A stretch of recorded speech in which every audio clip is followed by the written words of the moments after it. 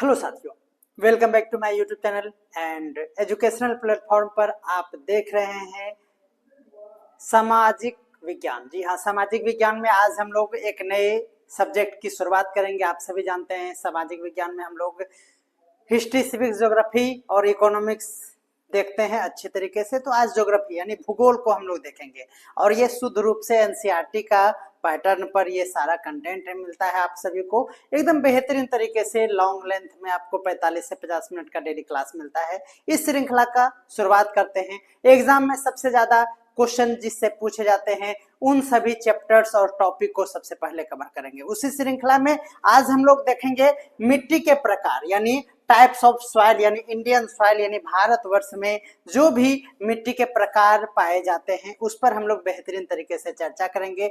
आप सभी जानते होंगे भारतवर्ष में अगर मिट्टी के प्रकार की बात करें तो टोटल 8 प्रकार की मिट्टियां पाई जाती हैं। इसीलिए हम लोग बारी बारी से हर एक टॉपिक पर अच्छे से फैक्ट्स को जानेंगे, थ्योरी को जानेंगे, उसकी परिभाषाएं जानेंगे और ये भी जानेंगे कि उसके साथ कौन कौन से प्रीवियस ईयर में क्वेश्चंस पूछे गए हैं। तो चलिए आज के श्रृंखला को आगाज करते हैं और इसे एक बार शेयर कर दीजिए। आप सभी शेयर नहीं करते हैं क्योंकि व्यूज का जो हमारा एनालिटिक्स कहता है वो ये कहता है कि आप सब्सक्राइब भी नहीं करना पसंद करते हैं। तो सब्सक्राइब कर लीजिए। मैं हाथ जोड़कर निवेदन ये करूंगा कि शेयर करें और सब्सक्राइब जरूर करें ताकि हमें सपोर्ट मिले और मैं इस श्रृंखला को ऊर्जा और उत्साह उमंग के साथ बढ़ाते रहे। तो चलिए, भारत में अगर हम लोग सॉइल की बात करें तो वो जो हमने कहा 8 प्रकार की सॉइलें होती हैं वो कौन कौन से हैं। तो वो है हमारा पहला है जलोढ़ मिट्टी। सभी जानते हैं सॉइल दैट मींस मिट्टी यानी जलोढ़ मिट्टी जिसको हम लोग बोलते हैं एलुवियल सॉइल।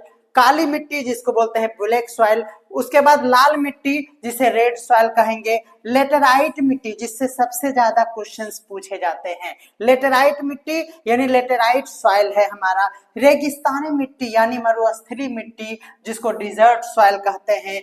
वन और पहाड़ी यानी पर्वतीय मिट्टी जिसको फॉरेस्ट एंड हिल या फिर माउंटेन सॉइल कहेंगे। उसके बाद हमारा खारी और क्षारीय मिट्टी, काफी क्वेश्चंस यहाँ से भी देखने को मिलते हैं जिसे हम लोग क्या बोलते हैं सलाइन और अल्कलाइन सॉइल कहते हैं। उसके बाद पीट, भर भर के क्वेश्चंस पूछे जाते हैं जिसको दलदली मिट्टी कहते हैं। पीट या फिर मार्श सॉइल कहा जाता है। इन सभी पर हम लोग विस्तार से चर्चा आज के क्लास में करेंगे। तो सबसे पहले हम लोग देख लेते हैं भारत में ये जो मिट्टी के प्रकार है जिसको पहला नंबर हम लोग जानते हैं जलोढ़ मिट्टी जिसको कहते हैं। यह मिट्टी क्या है तो नदियों के द्वारा बहाकर लाई गई तलछट से बनी हुई। आप सभी जानते हैं कि नदी जो बहा कर लाती है फिर नदी का पानी जाने के बाद जो जमीन पर एक लेयर बनता है ना उसी को कहा जाता है जलोढ़ मिट्टी। जल से ही समझ में आ रहा है कि जल के द्वारा लाई गई मिट्टी जो हमारा एक परत बनता है उसी को जलोढ़ मिट्टी कहते हैं और यह उपजाऊ होती है। और यह गंगा, ध्यान रखना है हर एक वर्ड क्या है, गंगा, सिंधु और ब्रह्मपुत्र। ये एनसीईआरटी बुक में लिखा हुआ है गंगा, सिंधु और ब्रह्मपुत्र, इसीलिए आपको ये ध्यान में रखना होगा। और ये मैदानों में पाए जाते हैं तो आपको ध्यान में रखना है गंगा, सिंधु और ब्रह्मपुत्र। आपको ऑप्शन में ए बी सी करके देगा और उपरोक्त में से एक से अधिक करके क्वेश्चन पूछ लिया जाएगा, हम लोग कंफ्यूजन का शिकार हो जाते हैं। तो याद रखना है गंगा, सिंधु, ब्रह्मपुत्र मैदानों में, तटीय मैदानों में पाए जाते हैं। गंगा, सिंधु और ब्रह्मपुत्र आपको ध्यान में रखना है। अभी जस्ट हम ओवरव्यू बता रहे हैं 8 टाइप को, उसके बाद विस्तार से भी परिभाषित करेंगे। घबराना नहीं है, धैर्य से देखते रहिए। अगर काली मिट्टी की बात करें तो सबसे बड़ी बात तो यही है कि काली मिट्टी को ही रेगुर मिट्टी कहा जाता है, हम लोग इसको भूल जाते हैं। तो काली मिट्टी दैट इज ब्लैक सॉइल, इसको रेगुर मिट्टी भी कहा जाता है। यह नमी बनाए रखने की क्षमता के लिए जानी जाती है। तो आपसे ये पूछा जाता है कि किन मिट्टियों में नमी सबसे ज्यादा पाई जाती है तो आपको यहाँ काली मिट्टी ध्यान में रखना होगा। ये क्वेश्चन कई बार पूछे गए हैं। जी हाँ, यह क्वेश्चन पूछे जाते हैं कि कपास के लिए आदर्श मिट्टी कौन होता है। तो कपास की उपज के लिए को से कपास और को से काली मिट्टी।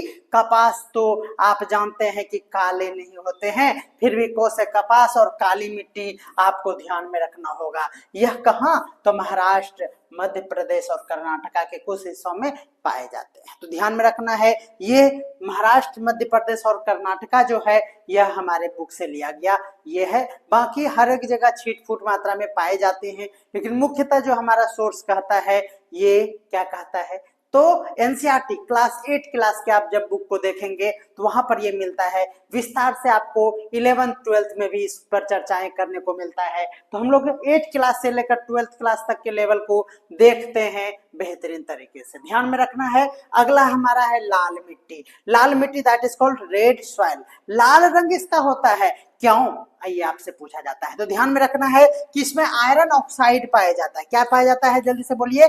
आयरन ऑक्साइड की मात्रा अधिक होने के कारण ही इसका रंग लाल होता है। ये कई बार प्रश्न पूछे जाते हैं कि लाल जो मिट्टी है, रेड सॉइल जो है, ये किसके कारण होता है। तो आयरन ऑक्साइड आपको ध्यान में रखना है। और यह कहाँ, तो यह प्रायद्वीपीय भारत में पाए जाते हैं। आप कहेंगे कि प्रायद्वीपीय भारत मतलब, तो धैर्य रखिए, इसका लेवल अभी बढ़ रहा है, टेंशन नहीं लेना है। अगला है हमारा लेटेराइट मिट्टी। जी हाँ, लेटेराइट सॉइल क्या है, तो इसके लिए उच्चतम तापमान और भारी वर्षा वाले क्षेत्रों में यह बनता है। यानी यह क्या होती है, तो इसकी प्रकृति अम्लीय होती है। बेहतरीन लाइन है। आप एक शॉर्ट नोट्स बनाइए। हमने हर क्लास में आपको बताया है कि शॉर्ट नोट्स किस तरह से बनाना है। शॉर्ट नोट्स ऐसा जो सिर्फ आप ही को समझ में आए, कोई और दूसरा समझ ना पाए, यही है आपका शॉर्ट नोट्स। टाइम वेस्ट नहीं करना है, लाल हरा ब्लू करने के चक्कर में नहीं रहना है, बस उसको रब करते हुए लिखना है। तो याद रखना है, लेटेराइट मिट्टी दैट इज कॉल्ड अम्लीय होता है और इसमें पोषक तत्वों की क्या होती है, कमी होती है। ये बात आप भूलिएगा नहीं। पोषक तत्वों की क्या होती है, कमी होती है। और इसके बाद जानना है हमारा रेगिस्तानी मिट्टी, जिसको हम लोग मरुस्थलीय मिट्टी भी कहते हैं, डिजर्ट सॉइल मिट्टी। यह क्या होती है, बर्फ यानी शुष्क, यानी ये डिजर्ट है तो सूखा होगा, दैट इज कॉल्ड शुष्क होगा, या फिर अर्ध शुष्क क्षेत्रों में पाए जाते हैं। यह रेतीली होती है, बालुई टाइप का होता है और इसमें पानी धारण की क्षमता क्या होती है, नोट कीजिएगा, पानी धारण की क्षमताएं क्या होती है, कम होती है। बालू में आप अगर पानी डालेंगे तो वो सबसे नीचे चला जाएगा, यानी उसमें रुकता नहीं है, वो सोखता नहीं है। तो डिजर्ट सॉइल का ये प्रकृति होता है क्या, कि वो रेतीली होती है और वो पानी धारण की क्षमताएं कम रखती है। गोलू महाराज ध्यान दीजिएगा इधर थोड़ा सा, गोलू चलिए देखिएगा। कह रहा है कि वन और पहाड़ी मिट्टी, जिसको हम लोग क्या बोले अभी, फॉरेस्ट एंड हिल सॉइल इसको बोले हैं। ध्यान में रखना है। आप सभी का मैं कमेंट नहीं पढ़ पा रहा हूँ, ध्यान देना है थोड़ा सा। मेरे बच्चे जो है ना वो गड़बड़ा देते हैं। चलिए एक बार इसे शेयर कर दीजिए, है ना। आज थोड़ा अनटाइमली आए हैं तो थोड़ा सा लाइफ में कम जुड़ा हुआ है, थोड़ा सा इसको शेयर कर दीजिएगा। ध्यान में रखना है, फॉरेस्ट एंड हिल सॉइल की बात अगर करेंगे तो ये नाम से ही समझ में आता है कि पहाड़ी और जंगलों में ये पाए जाएंगे और यह उपजाऊ होती है। यही सब चीज कंफ्यूजन हो जाएगा जब हम लोग 8 तरह के सॉइल को देखेंगे। ध्यान में रखना है कि यह उपजाऊ होती है और उसमें कार्बनिक पदार्थों की मात्रा अधिक पाई जाती है। ये बातें आपको नोट करना चाहिए। उसके बाद देखिएगा, पीट या फिर दलदली मिट्टी। पीट या फिर दलदली मिट्टी दैट इज मार्स सॉइल उसको बोलते हैं। यह मिट्टी दलदली और नम क्षेत्रों में पाई जाती है। आप जल्दी से कमेंट करके बताइएगा कि इससे पहले भी हमने नम क्षेत्र की बात किए हैं, वह कौन सा मिट्टी है। जल्दी से कमेंट बॉक्स को सुशोभित करेंगे आप अपने कमेंट से। अगर आप कमेंट नहीं कर पा रहे हैं तो आप हमारे चैनल को सब्सक्राइब कर लीजिए। सब्सक्राइब करने के बाद कमेंट बॉक्स इनेबल हो जाता है। ध्यान में रखना है, इस बात को ध्यान में रखना है। जब यह दलदली और नम है, इसका मतलब हो गया कि यहाँ पर कार्बनिक मात्राएं भी क्या होगी, भरपूर मात्रा में पाया जाता है। ध्यान में रखना है। और 8वां नंबर है हमारा क्षारीय या फिर क्षारीय मिट्टी, यानी सलाइन या फिर अल्कलाइन मिट्टी होता है, सॉइल होता है। मिट्टी में अधिक नमक की मात्रा हो, यानी क्षारीय तत्व की वजह से यह क्या हो जाती है, तो यह अनुपजाऊ हो जाती है। ध्यान में रखना है। ये क्षारीय या फिर खारे रंग का जो मिट्टी होता है, खारा मिट्टी होता है ना, वो क्या होता है, अनुपजाऊ होता है और यह तटीय क्षेत्रों और शुष्क क्षेत्रों में पाई जाती है। याद रखना है। इसका मतलब क्या हुआ कि आपने जो अभी जाना उसको देखिए, रिवीजन हम करा दे रहे हैं। क्या हो गया, तो जलोढ़ मिट्टी सबसे उपजाऊ, गंगा सिंधु घाटी के क्षेत्रों में पाए जाने वाला यह मिट्टी है। गंगा सिंधु, और एक नाम यहाँ पर छूटा हुआ है। क्या आप कमेंट कर सकते हैं, जल्दी से कमेंट कीजिए। एक एक बात को आपको नोट करना है। काली मिट्टी दैट इज ब्लैक सॉइल, यानी इसको रेगुर मिट्टी भी कहा जाता है, ध्यान में रखना है। रेगुर मिट्टी को ही काली मिट्टी कहा जाता है। कपास की खेती के लिए सबसे आदर्श माना जाता है किसको? काली मिट्टी को। उसके बाद लाल मिट्टी यानी रेड सॉइल में लौह ऑक्साइड यानी आयरन ऑक्साइड के कारण ही इसका रंग लाल हो जाता है और दक्षिण भारतीय क्षेत्रों में सबसे अधिक पाया जाता है। लेटेराइट मिट्टी की बात करें तो वर्षा और उच्च तापमान से बनने वाला यह मिट्टी है और यह मिट्टी भी अम्लीय प्रकृति का होता है। मरुस्थलीय मिट्टी की बात करेंगे तो यह राजस्थान के रेतीले क्षेत्रों में प्रधान रूप से पाए जाने वाली मिट्टियां होती है, सभी जानते हैं। उसके बाद पर्वतीय मिट्टी की बात करेंगे तो यह पर्वतीय क्षेत्र यानी हिमालय के क्षेत्रों में मिट्टी में पाया जाता है। इस पर फल सब्जी खेती हो सकता है। ध्यान में रखना है। खारी मिट्टी को हमने कहा यह अनुपजाऊ मिट्टी होते हैं और क्यों? क्योंकि इसमें नमक और क्षारीय तत्वों की मात्रा पाई जाती है। पीट और दलदली मिट्टी की बात करेंगे तो दलदली और जल जमाव के कारण इसे दलदली मिट्टी कहा जाता है, ध्यान में रखना है। इसका मतलब हो गया कि अब हम लोग बारी बारी से विस्तार से चर्चा करेंगे हर एक मिट्टी के बारे में। आपको हमारा सेशन कैसा लगता है कमेंट जरूर करें। भारत में अगर मिट्टियों के प्रकार की बात करें तो पहला नंबर हमारे मुंह में आना चाहिए क्या? तो जलोढ़ मिट्टी। जलोढ़ मिट्टी का निर्माण कैसे होता है? तो नदियों के द्वारा लाए गए अवसादों, अवसादों मतलब समझ में आ गया क्या है? डिपोजिशन बाय रिवर यानी पानी के द्वारा बहकर आया हुआ मिट्टी जब आपके सरफेस पर रहते हुए पानी चला जाता है उसके तलछटी पर पाया जाता है जो मिट्टी, वो क्या होता है? वही है हमारा जलोढ़ मिट्टी। इसकी स्थिति यानी डिस्ट्रीब्यूशन कहाँ पाया जाता है? तो गंगा ब्रह्मपुत्र सिंधु नदी के तट पर ये पाए जाते हैं। उत्तर भारत यानी नॉर्थ इंडिया में यह पाए जाते हैं। उसके साथ ही पूर्वी तटीय क्षेत्र भी इसको होल्ड करता है। यानी अब यहाँ देखिए हम लोग विस्तार से इस पर जानना चाह रहे हैं। क्या जानना चाह रहे हैं? तो यह उत्तर भारत के साथ साथ पूर्वीय तटीय मैदानों में, अब देखिए कभी ये ऑप्शन में रह जाता है, कभी उत्तर भारत ऑप्शन में रह जाएगा, कभी पूर्वी तटीय मैदान आपके ऑप्शन में रह सकते हैं। तो आपके ऑप्शन को अच्छे से समझ में आए, ऑप्शन में ए बी सी इनमें से एक से अधिक, ये सभी प्रश्न के लिए आप हमारे क्लास को ज्वाइन करें ताकि आपको बेहतर तरीके से मिलेगा यहाँ पर कंटेंट और कोई कंफ्यूजन नहीं होगा।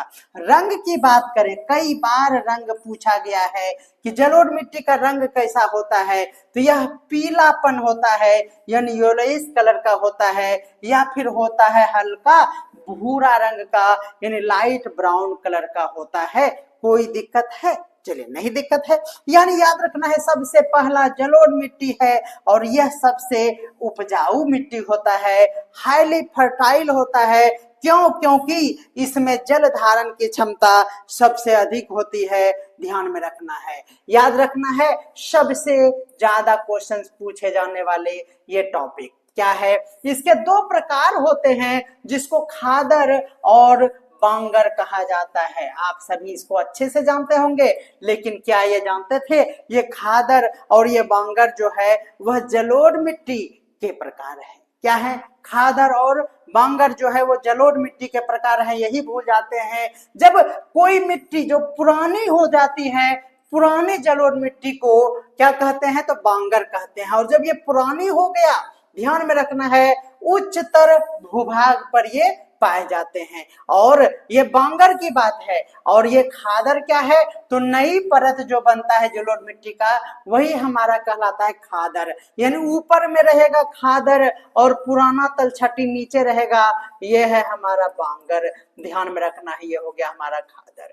चलिए ठीक है। इसमें जो फसलें उगाई जाती हैं ये तो कई बार नहीं बल्कि हजारों बार क्वेश्चन पूछे गए हैं। क्या? तो ध्यान में रखना, इसमें उगाए जाने वाले प्रमुख फसलें हैं गेहूं। पहला क्या है? गेहूं है। दूसरा क्या है? चावल भी होगा गेहूं के साथ। गन्ना और कपास की खेती के लिए तो ध्यान में रखना है, हम लोगों के लिए मन में आता है कि कपास की खेती एक नंबर में आता है, लेकिन कपास के साथ साथ आपको गन्ना भी याद रखना होगा।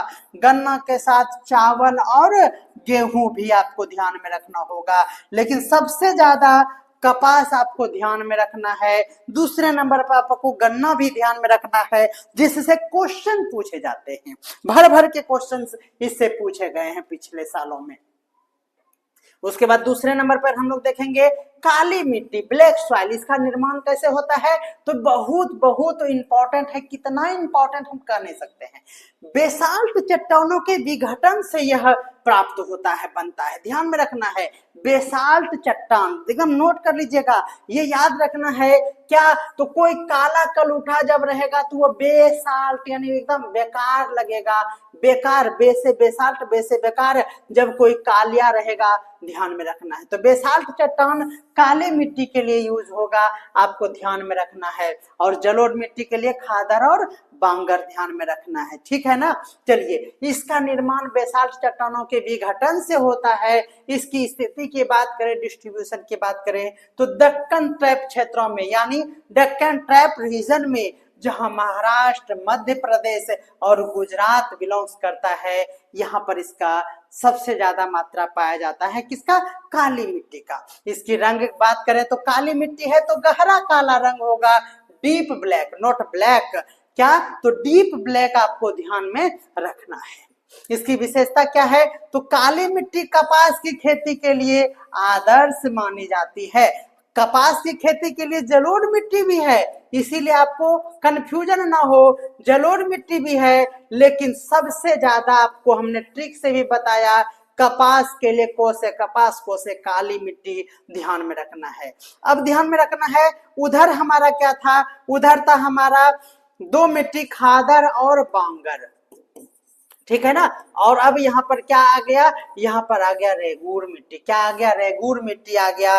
गीली अवस्था में चिपचिपी, है ना, और सूखने पर बड़ी दरारें पैदा होने वाली मिट्टी ही काली मिट्टी पहचान के रूप में हम लोग देख पाएंगे काली मिट्टी को। इसमें उगाए जाने वाले फसलों की बात करें तो कॉटन, उसके साथ ही सोयाबीन, मूंगफली और तिलहन जैसे फसलों की पैदावार होती है। तो ये दो मिट्टी को हम लोग अब विस्तार से पूरा कर पा रहे हैं। इसके बाद एमसीक्यूज भी है, तो कहीं जाइएगा बिल्कुल नहीं। चलिए, अगला है हमारा लाल मिट्टी। लाल मिट्टी दैट इज रेड सॉइल। इसका निर्माण कैसे होता है?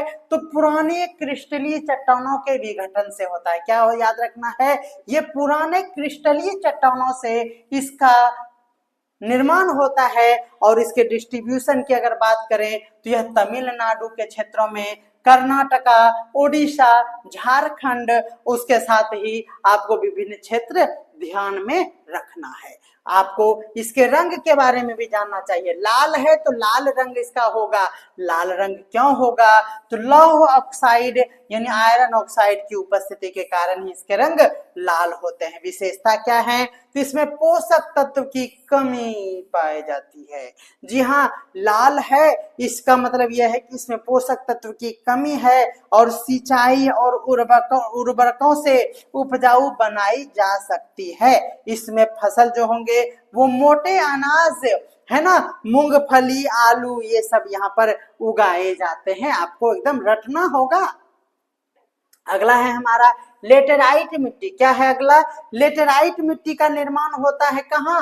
तो उच्चतम तापमान और जहां पर भारी वर्षा होते हैं, और भारी वर्षा के कारण जो रासायनिक अपक्षय होता है ना, उसके कारण ही इस लेटेराइट मिट्टी का निर्माण हो पाता है।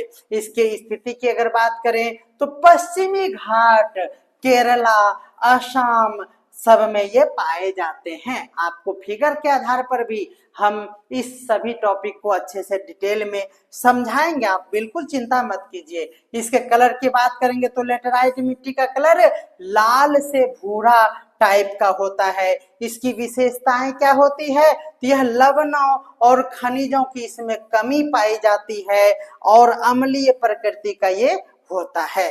मुख्य फसलें इसमें चाय, वाह, कई बार क्वेश्चंस पूछा गया है। चाय कॉफी के लिए लेटेराइट, चाय लाने में मेरी बीबी लेट कर देती है, कॉफी बनाने में भी वह नखरा करके लेट करती है। तो लेटेराइट मिट्टी के लिए आपको ध्यान में रखना है क्या? तो चाय कॉफी के लिए ध्यान में रखना है, इतना लेट करेगा कि गेस्ट बोलेगा कि नहीं अब आज पीने का मेरा चाय और कॉफी मूड नहीं है, ध्यान में रखना है, और फिर बात को रबर के जैसा घिस तीर के घर में विवाद कर देगा। तो रबर के लिए भी लेटेराइट मिट्टी आपको ध्यान में रखना है। अगला है हमारा डिजर्ट सॉइल यानी मरुस्थलीय मिट्टी, ध्यान में रखना है। मरुस्थलीय मिट्टी के लिए याद रखना है कि यह मरुस्थलीय है तो यहाँ पर क्या होगा, तो हवाओं से इसको जमा किए गए रेतीले कणों से इसका निर्माण हो जाता है। स्थिति क्या, तो राजस्थान के साथ साथ गुजरात, हरियाणा के कुछ भाग भी आपको ध्यान में रखना है। कोई दिक्कत है? नहीं दिक्कत होगा। चलिए यह क्या होगा, तो ये बालू टाइप का है तो पीला से हल्का भूरा हो जाता है, और इसकी विशेषता ये है कि इसमें जल धारण की क्षमता कम होती है। लवणता की बात करें तो यह हाईली सैलिनिटी यानी अधिक लवणता होती है। इसमें फसलों की बात करेंगे तो बाजरा, ध्यान रखना है, न कहते हैं मार के बालू पे बाजार देंगे धर के, इसका मतलब बालू वाला डिजर्ट जो है वह बाजरा, और क्या है तो जब बाजरा पटक दीजिएगा तो उसको ज्वर आ जाएगा, बुखार आ जाएगा, तो ज्वार के साथ बाजरा आपको ध्यान में रखना है। चलिए नेक्स्ट देखते हैं पर्वतीय मिट्टी जिसको माउंटेन सॉइल कहते हैं। यह तो चट्टानों और वनस्पतियों के विघटन से इसका निर्माण होता है। पर्वत है तो हिमालयी क्षेत्रों में, पूर्वोत्तर राज्य में इसका डिस्ट्रीब्यूशन है। रंग की बात करेंगे तो रंग कोई इसका फिक्स नहीं है, यह अलग अलग कलर के हो सकते हैं, ध्यान में रखना है। उसके बाद हम लोग इसकी विशेषता की बात करें तो ये उच्च जैविक तत्व के साथ साथ ये फल सब्जी के उत्पादन के लिए अनुकूल है। क्वेश्चन यहाँ से बनते हैं, फल और सब्जी के लिए सबसे अनुकूल मिट्टी कौन सा है, तो आपको बोलेंगे क्या, रॉक सॉइल, ध्यान में रखना है, माउंटेन सॉइल भी उसको बोलते हैं। इसमें फसल कौन कौन, क्या तो एप्पल, जी हाँ, सेब के साथ साथ आपको आलू, चाय सब भी, लेकिन मुख्यतः जो है आपको वो याद रखना है एप्पल यानी सेब के लिए, ये बातें ध्यान में रखना है। उम्मीद करते हैं कि ये आप मुख्य रूप से इसको आप समझ चुके हैं, ठीक है ना। अब आगे हम लोग देखते हैं क्या है, तो ये देखिए इसमें क्या है, और भी बेहतर तरीके से हमें विस्तृत विवरण यहाँ पर उपलब्ध कराया है, इसे आप एक बार स्क्रीनशॉट ले लीजिए। हमने आपके नोट्स में, क्योंकि आपको हमने पेड कोर्स में प्रिंटेबल पीडीएफ देने का प्रॉमिस किया है, तो प्रिंटेबल पीडीएफ में ये भी डाटा रहेगा। अलग अलग टाइप का यहाँ पर क्या होता है, तो ऑप्शन बनते हैं, जहां पर यहाँ देखिए क्या क्या दिया हुआ है। तो उदाहरण के रूप में ये दिया गया है कि गंगा घाटी पर, ब्रह्मपुत्र की घाटी पर, और क्या सतलज और यमुना के दोआब पर पाए जाने वाले मिट्टी कौन से हैं, जलोढ़ मिट्टी है। ये क्यों हमने लिया, तो यह एकदम एग्जाम के प्रीवियस ईयर को एनालिसिस करने के बाद हमें ये समझ में आया कि ये भी इस तरह का घुमा के क्वेश्चंस एक बार पूछे गए हैं, एक बार नहीं कई बार पूछे गए हैं। अब आप बताइए, आप तो कहेंगे कि राज सर आप तो बताए नहीं थे ये क्या होता है, सतलज यमुना के दोआब पर पाए जाने वाले कौन से मिट्टी होते हैं। तो हम ये कहेंगे कि आप हमारा नोट्स पढ़िए, पीडीएफ को एक बार अच्छे से स्टडी कीजिए, आप इसे प्रिंट कराइए, और प्रिंट करा के इसमें अंडरलाइन करके हर एक वर्ड को एकदम लर्न कर जाइए बेहतरीन तरीके से, और हम क्या बोल सकते हैं। तो चलिए इस तरह से अब हम क्या कहना चाह रहे हैं कि आपको हर एक टाइप के मिट्टी पर आपको हम क्या कराएंगे, एमसीक्यूज कराएंगे। तो चलिए सबसे पहले जलोढ़ मिट्टी है, एक भी लाइन आप छोड़िएगा नहीं। चलिए जलोढ़ मिट्टी पर आपसे क्वेश्चन रैपिड फायर में पूछते हैं, ध्यान दीजिएगा।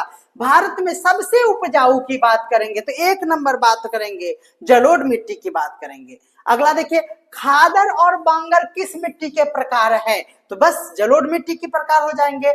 जलोढ़ मिट्टी मुख्यतः किस क्षेत्र में पाए जाते हैं, अब देखिए यहाँ पर है ना क्या, तो गंगा ब्रह्मपुत्र मैदान में पाए जाते हैं। देखिए एकदम बिल्कुल क्लियर कट है ना, आपको कोई कंफ्यूजन होगा। जलोढ़ मिट्टी किस प्रकार की मिट्टी मानी जाती है, तो जलोढ़ मिट्टी जो है वो क्या है, आपको हमने बताया कि वह एक अवसादी मिट्टी है और वो नवीनतम होते हैं। इन नवीनतम अवसादी मिट्टी को ही क्या कहते हैं, तो यह जलोढ़ मिट्टी कहलाता है। अवसादी मिट्टी को सेडिमेंट्री सॉइल कहते हैं। सेडिमेंट्री सॉइल सेडिमेंट्री रॉक से बनता है, बिल्कुल सही तरीके से आपको अध्ययन करना होगा। बांगर मिट्टी में सबसे अधिक मात्रा में क्या पाया जाता है, तो याद रखना है बांगर मिट्टी में आपको कंकर का, तो चूने का कंकर आपको देखने को मिलता है बांगर मिट्टी में, ध्यान में रखना है। तो हमने एक टाइप में 5 क्वेश्चन आपको कराया ना, बिल्कुल। आगे देखेंगे काली मिट्टी के लिए, तो काली मिट्टी के लिए आप एक बार इसका स्क्रीनशॉट ले लीजिए। काली मिट्टी में कपास की खेती के लिए प्रसिद्ध होता है ना, और इसे कॉटन सॉयल भी कहा जाता है, कॉटन सॉयल भी इसको कहा जाता है। ये बातें आप ध्यान रखिएगा। ये भी ध्यान रखिएगा कि बेसाल्ट चट्टानों से यह बनता है काली मिट्टी, अब ध्यान में रखना है, याद रखना है। भारत में रेगुर मिट्टी किसे कहा जाता है? रेगुर मिट्टी यानी यही तो है ब्लैक सॉइल, जिसको काली मिट्टी कहा जाता है। काली मिट्टी मुख्यतः किस फसल के लिए जानी जाती है? तो ध्यान में रखना है कपास के लिए मुख्यतः। जब बोले तो एक आंसर आप टिक करेंगे, तो काली मिट्टी के लिए कपास आपको ध्यान में रखना है। सूखने पर काली मिट्टी क्या हो जाता है? तो जी हाँ, सूखने पर वो दरारें पैदा हो जाती है। आपको एकदम अभी जस्ट बताया ना, दरारें पैदा हो जाती है, ध्यान में रखना है। काली मिट्टी प्रमुख क्षेत्र बताना है, तो काली मिट्टी के लिए ध्यान में रखना है दक्कन का पठार। काली मिट्टी ध्यान में रखना है, काला हो गया आपका ढक्कन, याद रखना है दक्कन, काला हो गया आपका ढक्कन। चलिए लाल मिट्टी की अगर बात करेंगे, तो लाल मिट्टी मुख्यतः किसके कारण हो जाता है? लौह ऑक्साइड के कारण हो जाते हैं। यह पुरानी क्रिस्टलीय चट्टानों के विघटन से उत्पन्न होता है, याद रखना है आपको, ये हमने पहले भी बता दिया। चलिए ऑप्शन देखिएगा क्वेश्चन, लाल मिट्टी किस तत्व के कारण? तो लौह ऑक्साइड के कारण। बेहतरीन। लाल मिट्टी उपजाऊ कैसी होती है? उपजाऊ के लिए क्या ध्यान में रखना है? लाल मिट्टी कम उपजाऊ होती है, नोट कर लीजिए। अगला है हमारा, लाल मिट्टी मुख्यतः किस क्षेत्र में पाई जाती है? तो लाल मिट्टी जो है वह दक्षिण भारत में पाए जाने वाली मिट्टी है, नोट कीजिएगा। किस प्रकार के फसलों के लिए लाल मिट्टी उपजाऊ है? तो मोटे अनाज। कोई कंफ्यूजन है? याद रखना है मोटे अनाज। लाल मिट्टी याद रखना है मोटे अनाज के लिए, ध्यान में रखना है। ये किस प्रकार के चट्टानों से बनता है? तो आपको हमने बताया क्रिस्टलीय चट्टानों से लाल मिट्टी का निर्माण होता है। अब हम लोगों का है लेटेराइट मिट्टी। लेटेराइट मिट्टी को ध्यान से समझिएगा। लेटेराइट मिट्टी उच्च तापमान के कारण और भारी वर्षा के प्रभाव से चट्टानों में तीव्र अपक्षय हो जाता है, और जिसके कारण इसका निर्माण होता है, आपको हमने बताया। इसमें लोहे और एल्युमिनियम ऑक्साइड, देखे तो ये क्वेश्चन पूछा गया था, लोहे के साथ साथ एल्युमिनियम ऑक्साइड भी आपको ध्यान में रखना है लेटेराइट मिट्टी के लिए। एल्युमिनियम ऑक्साइड होती है और यह अम्लीय प्रकृति के होते हैं, और ये आपको नाम जगह का याद रखना है जहां पर पाए जाते हैं। चलिए क्वेश्चन आपसे पूछते हैं, लेटेराइट मिट्टी का निर्माण किस प्रक्रिया से होता है? हमने भी जस्ट बताया, तीव्र अपक्षय, याद रखना है, तीव्र अपक्षय के कारण होता है, बिल्कुल ध्यान में रखना है। लेटेराइट मिट्टी किस तत्व की अधिकता के कारण? तो लौह ऑक्साइड के साथ साथ एल्युमिनियम ऑक्साइड भी ध्यान में रखना होगा। लेटेराइट मिट्टी के लिए फसल की बात करें तो याद रखना है, चाय लाने में लेट कर देती है मेरी कन्या, ध्यान में रखना है। चाय के साथ साथ कॉफी, क्या याद रखना है? कॉफी आपको ध्यान में रखना है। आगे देखिएगा, लेटेराइट मिट्टी का रंग, रंग के कितने रंग? लेटेराइट याद रखना लाल भूरा कलर का होता है इसका रंग। और उसके बाद लेटेराइट मिट्टी के मुख्य क्षेत्र की बात करें तो आपको हमने कहा पश्चिमी घाट, वेस्टर्न घाट में पाए जाने वाला मिट्टी है लेटेराइट मिट्टी, ये ध्यान में रखना है। उसके बाद हमारा है रेगिस्तानी मिट्टी, हमने बताया क्या? तो ये रेत के कणों से, सूक्ष्म रेतीले कणों से बनता है, और इसमें जल धारण की क्षमता कम होती है, और लवणता जो है वह अधिक होती है। राजस्थान के थार मरुस्थल और गुजरात के कुछ भागों में ये पाए जाते हैं। क्वेश्चन देखिएगा, क्वेश्चन ध्यान दीजिएगा। क्वेश्चन है हमारा, मरुस्थलीय मिट्टी किसकी अधिकता के कारण होती है? रेत, बिल्कुल सही जवाब, आसान क्वेश्चन। अगला देखिएगा, मरुस्थलीय मिट्टी की जल धारण क्षमता कम होवत है, ध्यान में रखना है।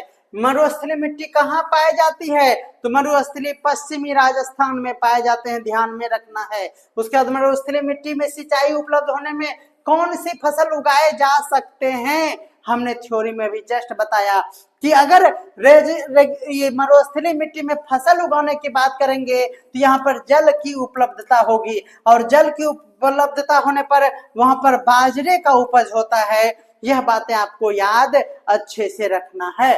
अगला क्वेश्चन है, मरुस्थलीय मिट्टी का रंग हमारे हल्के पीले से भूरे भूरे कलर के होते हैं, ध्यान में रखना है। वन और पहाड़ी मिट्टी की बात अगर करें तो आपको हमने बताया, क्या क्या बताया, कि यह अपक्षयी चट्टानों से बने होते हैं, जैव पदार्थों के मिश्रण से बने होते हैं, और इसका क्षेत्र आपको हमने याद करवा दिया। इस पे क्वेश्चन देखते हैं, पर्वतीय मिट्टी में जैविक पदार्थों की मात्रा अधिक होती है।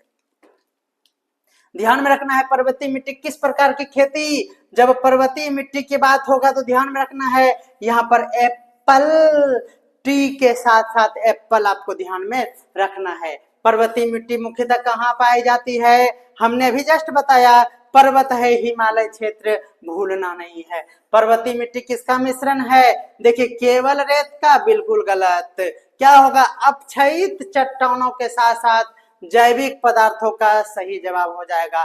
पर्वतीय मिट्टी मुख्यतः उपयोग किसमें होता है, तो बागवानी में। बोलिए, ये पूछा हुआ क्वेश्चंस आपको हमने कराया। आप अगला देखिए, कभी कभी क्या होता है ना कि अलग अलग टाइप का जो आप नहीं पढ़े, जैसे कि पीली मिट्टी, ध्यान में रखना है, पीली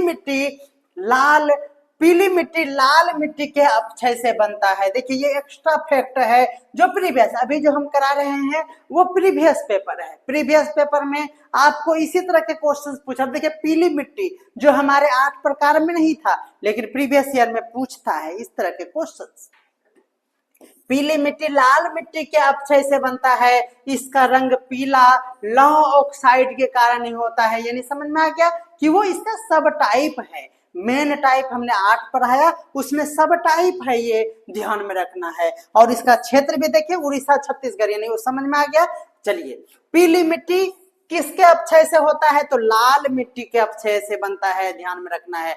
पीली मिट्टी का रंग किसके कारण होता है, तो वही लौह ऑक्साइड की अधिकता के कारण।